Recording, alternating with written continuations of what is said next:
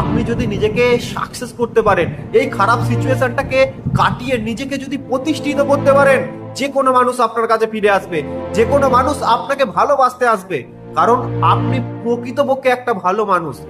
যেই মানুষটা তার ভালোবাসার মানুষটাকে হারিয়ে আবার চেষ্টা করে সম্পর্কটাকে ঠিক করে নিতে, সম্পর্কটাকে একটা গুরুত্ব দেয়, সেই মানুষ কোনোদিন খারাপ হয় না বন্ধু। সেই মানুষ প্রকৃতপক্ষে ভালো মনের মানুষ। কিন্তু কি হয়, নিজেদের ইমেজ গুলো সেই মানুষটাকে ফেরাতে গিয়ে সেইখানেই নষ্ট হয়ে যায়। আমরা অনেক কিছু ছোট ছেলের মতো আচরণ করে ফেলি, আবেগে করি বন্ধু। কেউ ভুল করি না, কিন্তু এগুলো ভুল হয়ে যায়। এই খারাপ সিচুয়েশনটার পর অবশ্যই ভালো সিচুয়েশন আপনার লাইফে আসবে।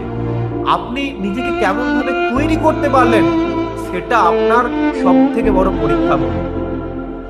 নিজেকে ভালো রাখুন, যে কোনো সিচুয়েশনে নিজেকে ঠান্ডা রাখুন।